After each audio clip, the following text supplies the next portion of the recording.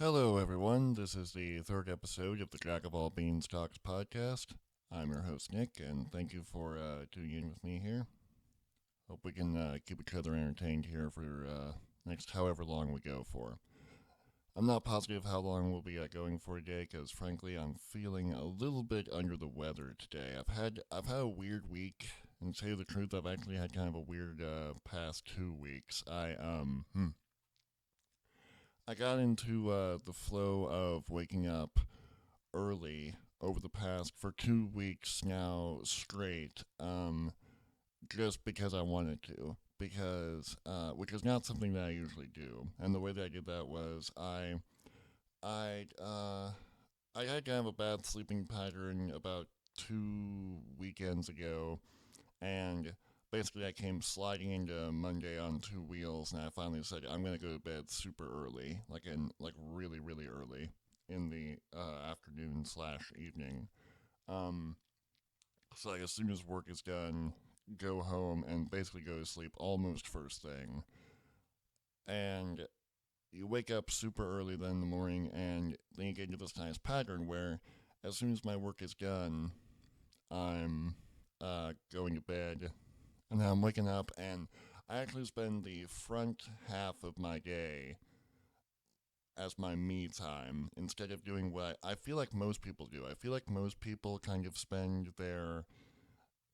I think it's almost like we've been programmed in a way to think of the evenings as our me time, but the morning is where you roll out of bed and you frantically get ready as fast as you can, because really, work kind of starts the second that you wake up and your feet hit the floor in a way, because everything is about leading up to work and getting ready for work. And I think if I'm being honest with myself, that's not the way that my brain has ever worked. I think I've always needed to have kind of my time for myself when I first wake up. When I first wake up, and those even the first couple of hours after I wake up, I've got to have some time to really to ease into my day. But I don't mean in a lazy way. I mean to get things done for me, to get the personal things done for me.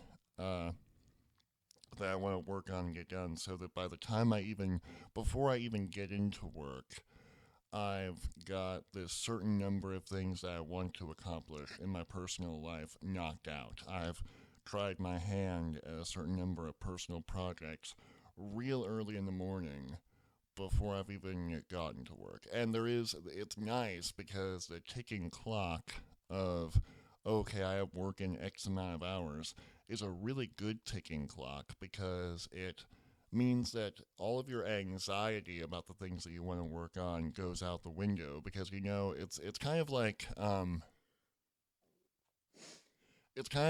those really good assignments that you get in school where your teacher would insist that the time was more important than even the results themselves. In a way, it's like, do this, genuinely just do this as fast as you can. I'm going to put a timer on this for 2 minutes. Just do what you can in 2 minutes, and it's done. Like, I'm not even going to show you the grade. It doesn't even really have a grade. It's not graded. I'm just sort of evaluating the way that you do this, because I've I used to love that. If you know what I'm talking about, I'm probably not describing it very well, but if you know what I'm talking about, I used to love those assignments in school where it would be, you have X amount of hours to do this, and just do what you can. Don't worry about getting it done perfectly. Just go from A to Z in the project. Get something done for every section of the project that you can within a certain amount of time, and that's it. Don't spend forever evaluating what it looks like and everything. Um, so when I get up in the morning, I think, okay, I've got to brush my teeth, take a shower, shave. Like, I've got this whole list of things I've got to do. But instead of thinking, okay, I've got 2 hours to do them, I think I've got, like, I don't know, what could range from like 3 to 5 hours, depending on how early I wake up. Because I actually do go into work later than most people anyway. Um, but I like that. I like that feeling of like, okay, I've got this whole hour to shave, brush my teeth, shower, pick out my outfit, take care of those like household things, uh, literal and metaphorical house cleaning in that sense. So you spend like you got a really good solid chunk of time to do all that stuff as best as you can, and then you just never worry about it for the rest of the day. Cause I'm also a person who just takes a really long time when I'm getting ready in the morning. It's something I've had to come to accept about myself. I do take a long time because I want to because I do want to get stuff right, and I get like anxious about have I prepared enough in the morning? Like have I checked every box? Have I done everything that I could to make myself look as good as I could in the morning? Which um, which yeah, so it's better for me if I have a ticking clock where I can just be like I got everything done. I look decent enough. Like I've gotten everything done off my list I need to get done. It's good. So now I'll move on from that to personal projects. So, you work on like two or three of your personal projects in the morning. You give yourself like an hour or two if you have enough time to get that done. If I wake up at like 4 or 5 in the morning, or even a little bit earlier than that, that's great because then you can also do things like work out, knock out those other things I talked about with doing breakfast either before or after. Then you brush your teeth, then you're all ready to work on your personal projects. Then after the personal projects, you maybe there's a little more me time. Maybe you watch the news. Maybe go through your Google feed and your Facebook feed. Maybe you're doing a little bit of that all throughout the morning. But you give yourself a nice long morning, and then you get into work, and work is so much more relaxed because then it becomes you know that you've knocked out every single thing that you need to, so that you're not knocking out like you're not thinking, okay, I've got to turn in my bills during my lunch hour, or I've got to go handle this thing at a certain time in the afternoon. Uh, I don't have to run back home for anything. So it works really well that way, and I've been doing that for about the past 2 weeks, and it's really been helping me a lot with some things. But it's also been really weird because I've also been doing it. I've been doing it sort of to an extreme extent. To like, I was actually okay. So the very first day when I woke up, when I did that, I worked out hard. I worked out for like the first time in a long time. I couldn't even. It was one of those things where I couldn't even really believe I was doing it. But I realized I'd woken up super early.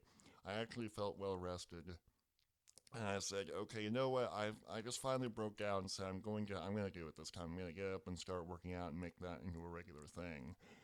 But as soon as I did that, my muscles felt like they were on fire. They just I tried to I think I tried to stretch them the first day, but anyway, I learned the value of stretching a lot the first day because my muscles just felt like they were on fire, and I couldn't believe I felt tired and my muscles were sore, but at the same time, I also felt really jazzed up. I had like a just the high after you've done that first workout in a long time and you've accomplished something that feels really big like that, and I was really jazzed up, just physically, so that I couldn't bear the thought of coffee, because coffee's been the thing that can set off your sleeping cycle or get it out of order if you take it too much um, at certain parts of the day. But B, like I couldn't imagine putting that caffeine on, and I couldn't imagine expanding my blood vessels in my arms and chest and everywhere, even more than they already were, because I was just so jazzed up. So I said, okay, no coffee. So I kind of started a impromptu cleanse of sorts, where I was only drinking water. So for the past 2 weeks, up until yesterday, the only thing I actually drank, with the exception of like milk from my cereal bowl, was bottled water. That is the only thing I've drank, along with and other than that, I've had like a fairly normal, what I consider to be my normal diet. But the only thing I've had to drink was water. So yesterday, finally it's been a weird 2 weeks. But yesterday was the first day where I let myself have coffee again. And when I say I had coffee, I mean I had decaf with cream and no sugars, no sugar packets, no Splenda, no regular sugar, no nothing added in.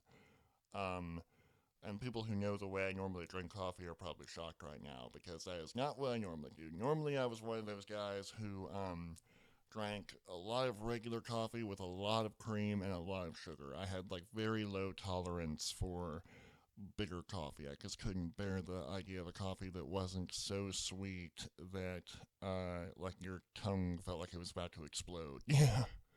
So, but I had my coffee then that morning, and I by the time I was it was before or it was maybe like an hour into work, and then like soon after not so soon after I start work, a little while after I start work, I just hop off for lunch real quick, and of course I thought to myself, I feel a lot better today. I have a lot more energy today. I can't believe how energetic and happy and joyous I feel. And then I was like, oh right, I've had coffee for the first time in 2 weeks. I was like, what's going on? Everything is so wonderful. I can't believe this. Oh boy. And I had coffee. And so I went from somebody who has as much coffee and sugar as he possibly can at the beginning of the day to somebody who woke up early and finally, after 2 weeks of no coffee and really no excess of sugar, with some exception. I mean, no excess of sugar and caffeine at the beginning of the day. I went from somebody who did that to somebody who only drank water, and then after 2 weeks, let themselves have decaf and just cream and no sugar.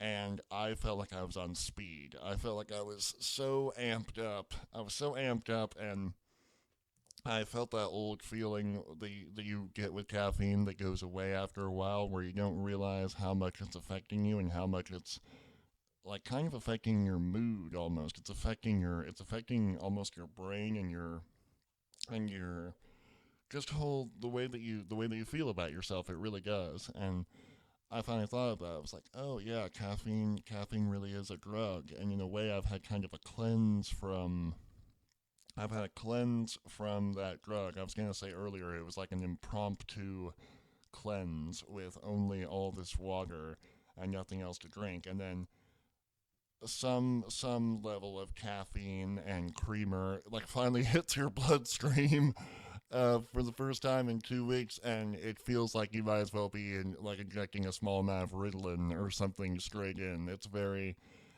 bizarre. So I yesterday morning I was like weirdly amped up and happy. I was like, oh, that's so I'm basically taking a weird drug for the first time in a long time because that's really exactly what it is. So that made me feel a little bit odd. Made me feel a little bit nervous about doing that because I don't want to do that too much or else it'll mess up the way you feel, and it'll also mess up my sleeping pattern.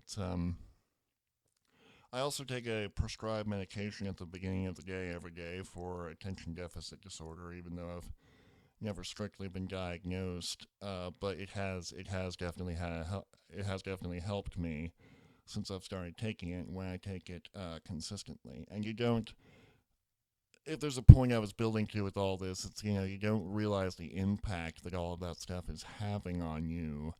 Um, if you treat it lightly, if you treat those things lightly, even caffeine, you don't realize the extent to which it's really affecting your mind and it's really affecting your mood and really everything about yourself. It's there are those two layers. It's what it's doing to your body and what it's doing to uh your brain and your mind, which obviously all those things are really the same. And I'm just the type of person who believed I like to convince myself that there's a big mind body separation with those things, and there really isn't. I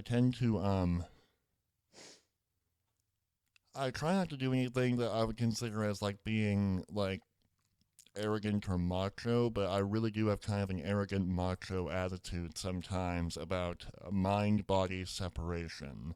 and how, okay, if I'm doing certain things to my body, it really doesn't matter as long as my mind can rationalize why I'm doing it, and if I can just remind myself that like this is necessary for some reason.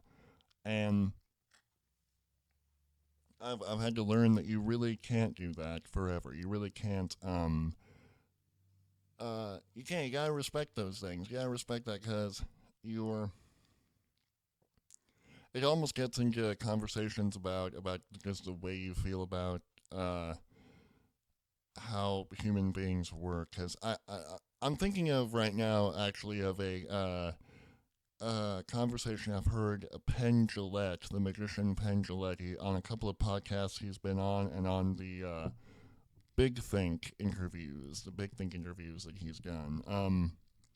He's talked a lot about that, about the idea of a separation between mind and body. For those of you who don't know, again, very successful magician and somebody I'd really like to meet one day. Really interesting personality, like ran away from, I think, almost sort of didn't really run away from home, but like kind of dropped out and was willing to live life on the road for a while until he became a very successful magician and showman.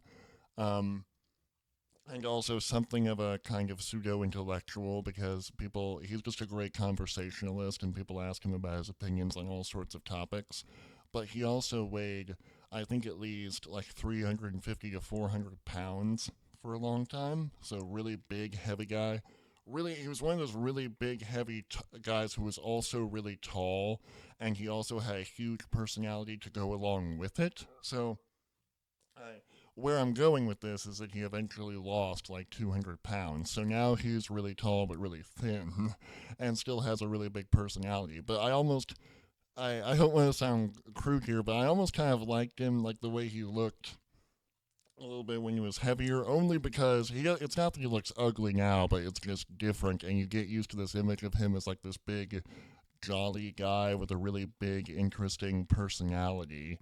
And you'll understand what I'm talking about as soon as you watch anything with him in it. I'd love to talk with him or meet him one day. But anyway, he talks about this while he was doing his weight loss. That was something that he had to make peace with, was this whole idea of the mind and body separation. That he can't, like, he really used to tell himself on some level that yes, I'm really really heavy. I'm 45 and taking high blood pressure medication, and my doctor is basically telling me that I'll be like dead in 30 years from now or X amount of years from now if I change nothing. And also, he had like a stomach sleeve put in to make him feel like he was more full than he was to obviously get him to reduce eating. And he finally had to make peace with the fact that okay, if I've got this big fat body, I'm uh, I don't get to just say that my mind is sitting in a corner of my head being its own person separate from this big fat body. This big fat person that I am is who I am, and I need to at least make peace with that and be like, okay, this is who I am, and if I want it to change, then I need to change it, period. It's not going to get changed for me.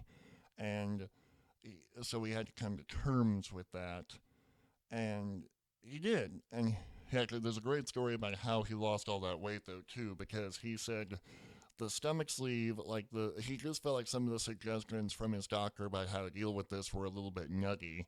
So he has this again big funny personality. So he felt like he was entitled to do something a little bit nutty in order to get to put off the weight. So what he did actually was he only ate potatoes for a really really long time. And that's fascinating in itself because apparently it is true. I've heard from a couple of different places that potatoes apparently are one of those like miracle foods that actually would give you almost everything that your body needs if you had to live only off of those. So basically, if the apocalypse ever hits, find some way to grow potatoes. I haven't seen The Martian yet, but apparently that's why Matt Damon becomes so good at growing potatoes out of his own feces. But anyway, so back to Penn Jillette. That's what he ate for. Gosh, I can't even. he just lost weight incredibly fast, and he only ate potatoes, and he only ate potatoes when he felt like he really needed to eat. Like he only let himself eat when he felt like he really needed to eat, and when he finally went back to bring this conversation, this line a little bit full circle, he only went back to eating uh other stuff just after he'd finally, I think, hit his target weight. He might have had like a couple of cheats along the way, but when he finally hit kind of his target weight, he he'd go back to eating stuff, and it would feel like, just plain corn to him with no butter, no salt, no nothing. Plain cob of corn would taste like candy to him, and would taste really sweet. You would taste how sweet corn is. You have. He said I'd never noticed that because I always every cob of corn I've ever had has always been buried in butter and salt. So you start really tasting your food better, and just the real, you come to acknowledge what you're actually putting in your body every time you wolf something down. And that's the way I really felt, I think, with caffeine. Is I'm like, okay, I'm taking this medication, which does affect my mind more than I always am aware of if I'm doing what I should and if I'm taking it every day. And I'm also finally reintroducing a smaller amount of caffeine and sugar, cream, into my body after 2 weeks of having none of it. And again, seriously, it feels like I might as well be on some sort of amphetamine. It's really, really nutty. So develop that respect for what you're putting it for your body's own. You really think of your body as kind of a separate person from yourself almost. It's this tool that you're using, and what you put in it affects it very deeply, and the different chemicals and things you put on it will have a very big effect. And if you want to know that, just try going off of those things for a little while, and you'll understand. Holy crap! I've really been putting a lot of different things on this, so that's what I've been dealing with for the past 2 weeks, really, and it's interesting to kind of come out of that now and at least come out of like the total cleanse of just drinking water and try to come into something a little bit more like what I was doing before, but not as extreme. Sorry, I'm moving the microphone. Not as extreme, just something a little bit more reasonable and a little bit more nuanced, not relying on extremes as much as I would have at one point in time. Um, yeah, so I'm also looking to trying to get a lot more protein into my diet as well. I'm trying to actually put more weight on me because I'm a strange. It's strange how I'm like 6 foot 4 inches tall, and less than 200 pounds, and sometimes I can almost feel like my body is telling me like you should be bigger than this. You should have more weight on you, and you should be more like, I don't know. I think I have this weird desire to put on weight and feel like a big Dutch person, if that makes sense, like a really big, heavier person than this, and I haven't succeeded doing that because my metabolism just skyrocketed. Um, from the time when I was about 15 freaking years old, and it's been 10 years and it hasn't slowed down since. It'll probably really crash when I'm 30, but there's been like a solid 10 years of my life now where I've been able to eat anything I want, and I just do not gain weight. My body just burns the crap out of everything that I eat. And I haven't really been able to gain anything significant over 180 pounds in 10 years, and it's really, really odd. So I'm trying to introduce a lot more protein into my diet here, but I'm thinking that the way I'll have to do that is with protein drinks and with things that are built specifically around special drinks and things that are designed specifically to give you more protein. Because if I don't uh, if I don't really take action on that, I know I'm going to be too lazy to keep buying all the foods that you need to introduce more protein, or I'm going to be too lazy to either cook them or prepare them every time. Eventually, I'm going to just like get too many, I don't know, too many frozen meals or stuff like that, and things that don't really add weight on you. So I'm gonna have to buy those. I'm gonna have to find where they are here, and we don't have a Walmart Supercenter where I am currently, but it's one that should have a lot of those drinks. So I'm probably gonna need to buy them sometime this weekend. Hopefully, I'm recording this Saturday morning, uh, probably Saturday afternoon by now. Yeah, actually the early hours of Saturday afternoon.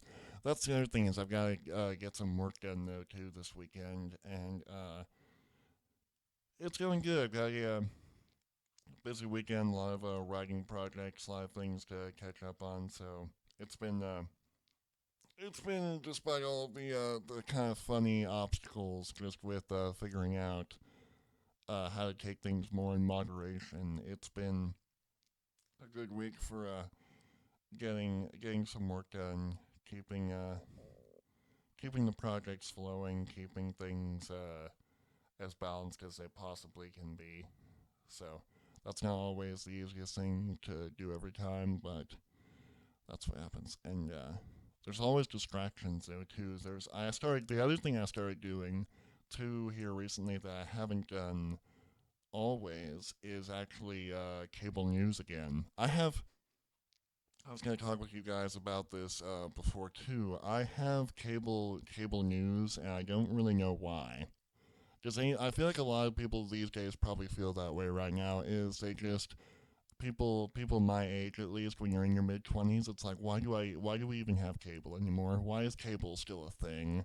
Like for me, I guess if I had to lay down the specific reasons for why cable TV maybe still exists, it would be so that you can turn on Disney Channel or what have you in order to entertain your kids when you can't be hanging out with them all the time over the weekend or at certain on certain days.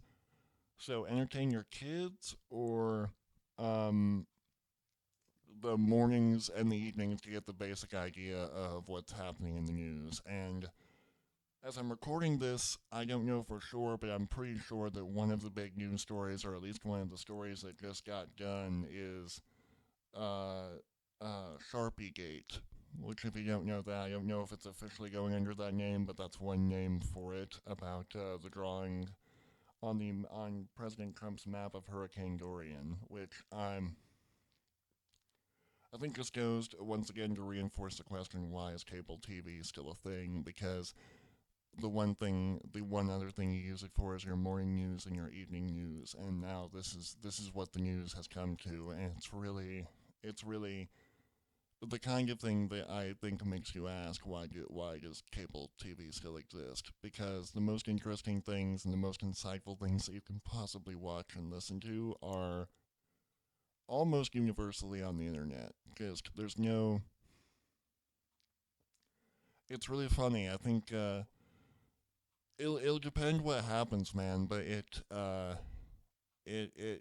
almost as if cable TV is now slowly but surely kind of going the way of the newspaper, maybe, or uh, plug-in phones. I don't know, like just uh, TV itself is slowly the idea of having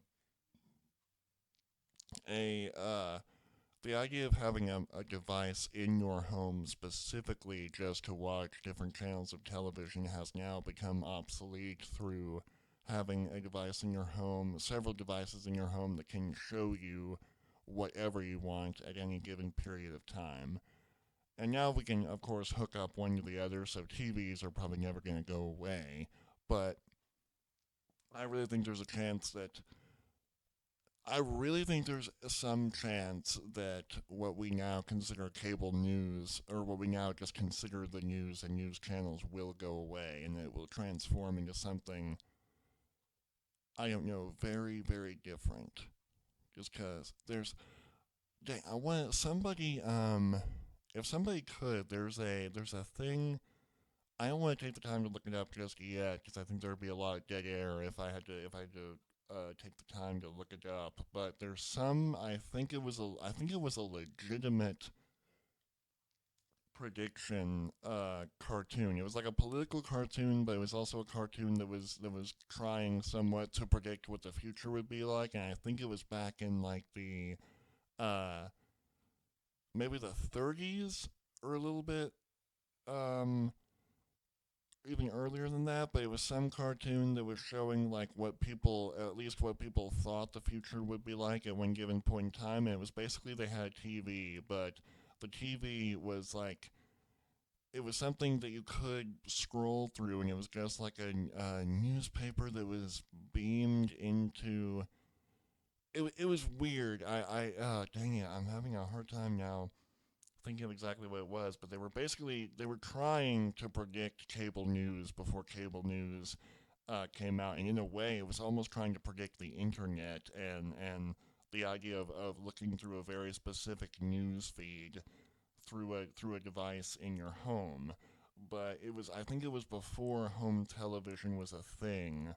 It was either that or it was like a more contemporary cartoon that was like doing a parody of what people thought the future would be at one point in time. That's probably what but it was I guess making light of the fact that we thought that the news was going to be this much more simple thing, that was reminiscent of the way you just open up a newspaper and there's these specific sections of things that you check in on. And it's gone from, but the way we receive news media has gone from that to being something that's so loud and so boisterous, I guess is maybe the right word, or something so raucous and so loud and so many talking heads and different opinions. And that's like I say, I turned on. I exposed myself a little bit to cable news now for the first time in a long time, and just I couldn't really believe it. I have actually a full saga in my life when it comes to news over recent years because I uh over the it was the coverage of the 2016 election, and maybe I'll get into this a little bit more in the future maybe, but I tried very hard to only watch certain news channels that I typically don't watch and not watch the ones that I do. And in order to actually like to I tried to only watch the news stations that I don't normally watch from the time that Hillary Clinton gave her announcement speech, announced that she was running for president and gave her a big speech on that. Um, and so I only watched certain news channels um, that I don't normally watch. And I actually tried to, like, at first I was thinking I was only going to do that for a little while and then I was going to write something about it on my blog that you can also check out. I'll probably try to put the link for that actually on some of these videos as well in the future, but also my written blog if anybody wants to check that out. But I was going to do a blog about that, and I ended up never doing the blog I was thinking I was going to do, but I kept putting off going back to my own news stations that I like for all that length of time because I kept procrastinating it, so I kept dragging it out longer. So I kept exposing myself only to certain news stations that I didn't fully agree with. Um, and when I did that, I ended up doing it for pretty much the entire 2016 election. So it gave me just with the way that election went, it was a very interesting mental roller coaster ride. In addition to everything else that it was, the 2016 election was probably a mental roller coaster ride for everyone. Uh, but yeah, that's the way I processed the 2016 election. In addition to everything else, I spent all of the time watching cable news that I specifically disagreed with. And like the channel that I disagreed with stayed the same. I still disagree with that channel that I'm thinking of, but I kept watching only that channel specifically in order to watch the coverage. And I tell you what, it was a crazy experience. I don't do that anymore now. And I'll tell you, like, I would come home. I would either come home or my family would come visit me, and they put on the only things that they would watch were sports or the news, and they'd watch the news channel that we normally watch that has like all of its belief systems are very much in line with my family's belief systems. So you would get this weird feeling of safety. You really would get this weird feeling of safety from watching your favorite cable news channel. It felt like in a way that it was custom to you and customized to your worldview. And doing that for about 2 years made me realize the similarity between both sides because I would watch the news channel that I didn't agree with and I'd be like, they are doing the exact opposite thing. They are catering and creating this feeling of safety and this feeling of kinship and warmth with people who only think a certain way. And in a way, they're encouraging that instead of the thought of actual objective news has completely gone out the window. And no, I mean, no, I'm not really pointing out anything that people haven't already been talking about for a long time. I realize that, but I actually made an effort to only watch the news I disagree with for the entire, pretty much like the main, uh, period of the 2016 election. I can't even remember now off the top of my head if I have to, because I have to think that Hillary announced before Trump. I'm almost yeah, that's gotta definitely be true, I believe. Uh, but Hillary announced before Trump, but so yeah, so pretty much from the time from the time the one contender, uh, who was going to be their party's nominee announced, through the time that Trump announced, and all for the rest of the election, I only watched the news coverage I disagreed with. So that everybody says that they know for sure that the like Fox and MSNBC are two totally different worldviews and that their crowds just go to them to feel comfort and to feel kinship. But I what I did was I watched the opposite one that I don't like and I intentionally denied myself that feeling of comfort and safety pretty much as often as I possibly could. And it's been I think it's good. I think that's really good. I really call on people to do that. I really would. I think it's very important to take long stretches of time watching news sources and hearing from minds that you specifically disagree with. Because if you do that, you can almost feel it physically. If this makes sense, obviously it's a mental thing and not a physical thing. But again, I guess body mind separation. It's your brain. It's the device that you use to process information. And like it really is possible to challenge your brain and take your brain to the gym. And watching the news that you disagree with is taking your brain to the gym because if you have something that you disagree with that talking head about, you have to do what's often called mental gymnastics to make yourself you have to you have to build a logical reason for why they are wrong all the time. So you're constantly being hit with information that you disagree with based around a situation that people are always viewing from a dozen different angles. So everybody agrees what the situation is, but the way it's being framed for you is in a way that you disagree with. So you have to build what the logic of the other argument will be. You have to decide what the other side's argument would be or what your argument is and how you feel about it. And you always constantly have to do that. So you're never just sitting down to watch the news and thinking, that's exactly what I thought, because then I guess what was really the point, right? But that's a really good mental exercise to do. But then again, the thing is, why does cable news exist? Because we shouldn't have to do those mental exercises. They might be healthy to do, but we shouldn't have to be doing them because there should be just one objective. The competition between news brands and news companies should be the competition of who gets more information, not who presents the information in the way that will attract the most people, right?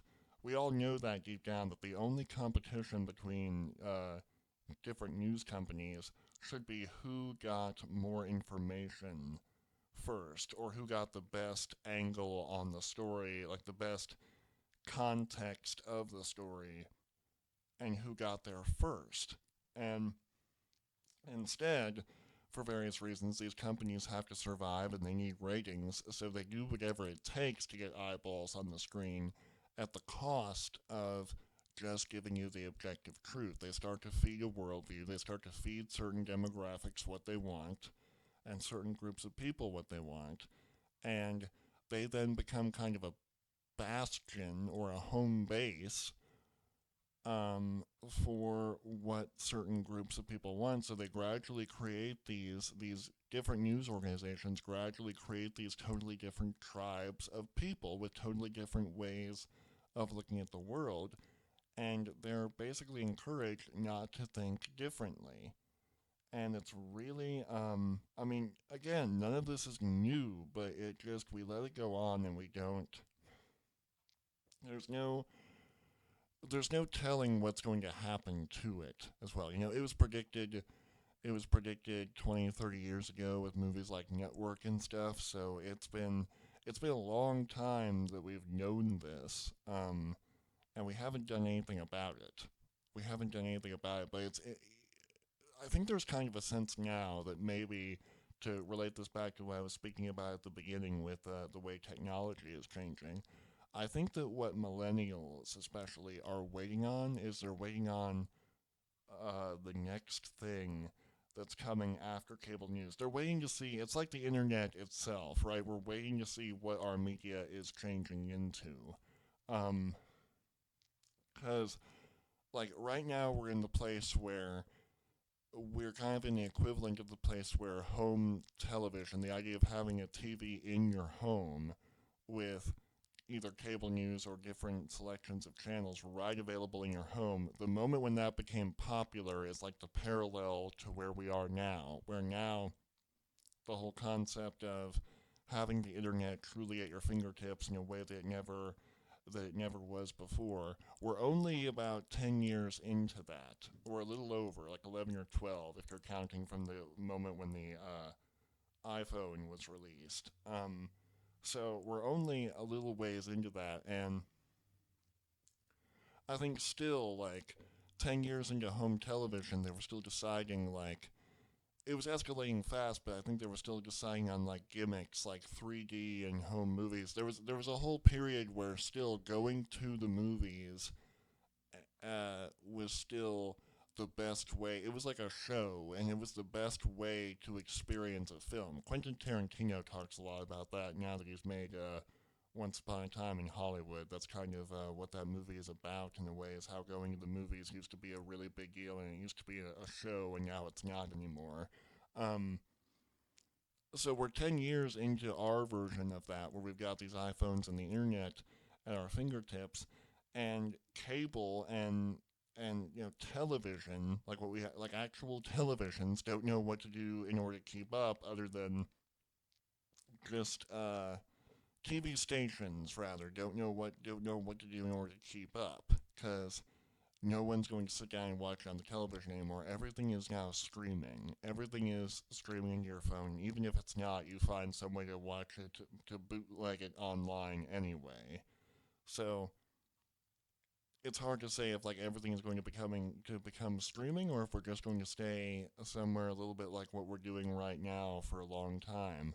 I don't think we are. I think it's going to change, but I think as it changes, we'll see the news change, and we'll see the way we receive information change. That might be bad though too, because we might be paving the way for the only we might be paving the way toward breaking down the news channels that exist, but that would mean that the only sources that could give us the news on these things would be the government, and would be the things that news channels are supposed to report on.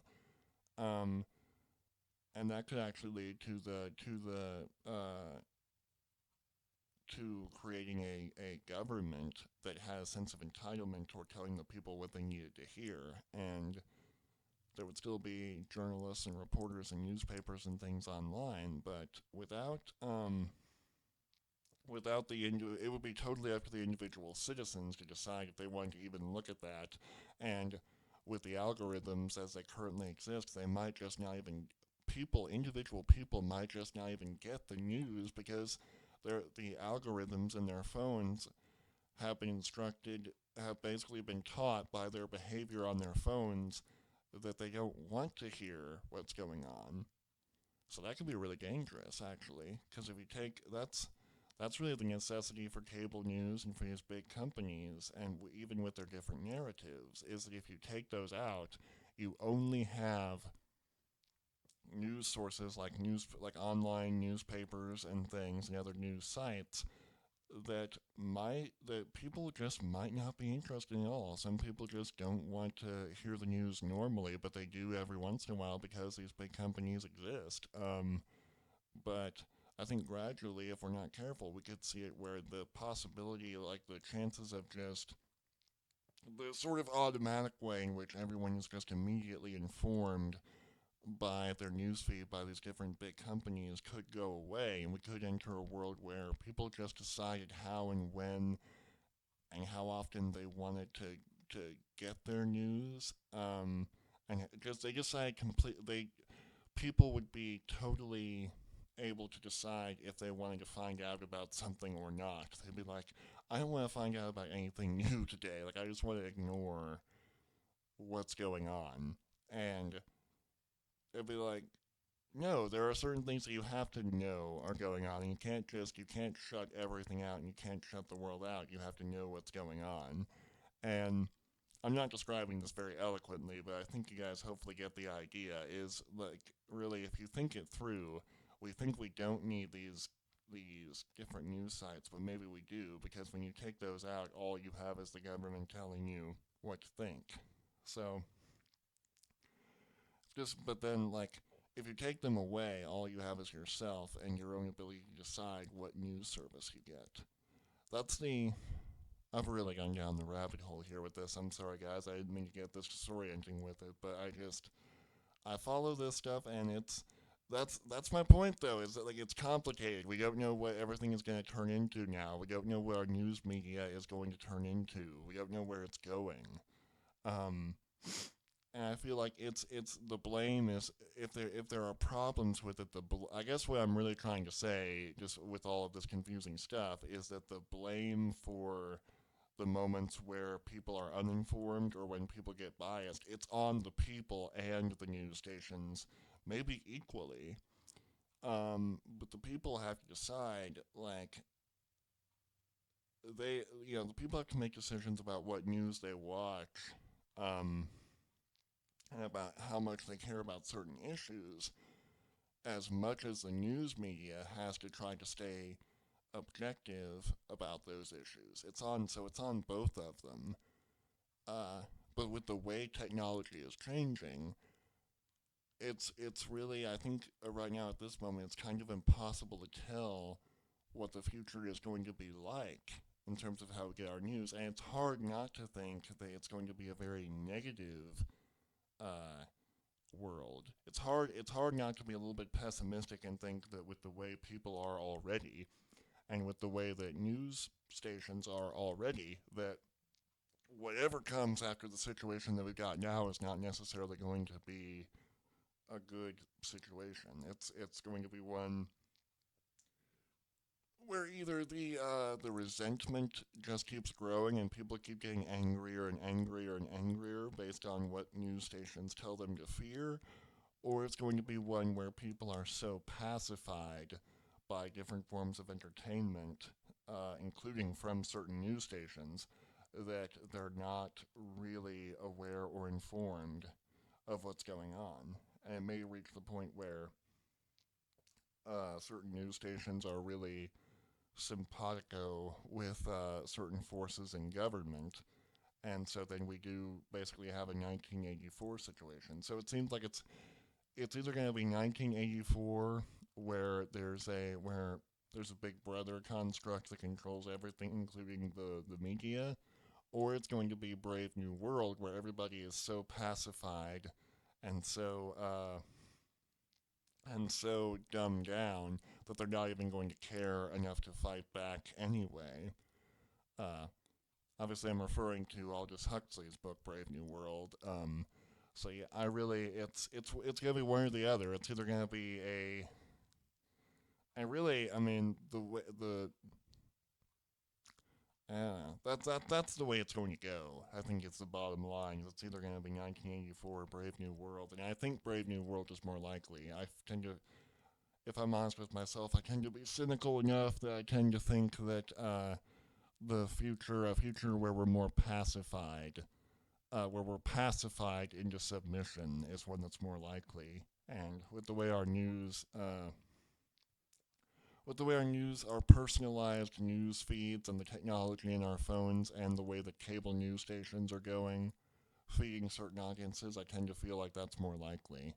So I want to talk about this subject though more too with a friend of mine. Well, I've got a friend who I'm thinking of bringing on the podcast soon, and he's somebody who's actually left Facebook.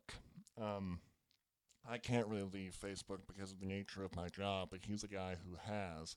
And I want to talk with him about that soon. I've talked with him about it a little bit before privately, but I wanted to really talk with him about that and about what that means and about what that experience is like of leaving such a huge social media platform.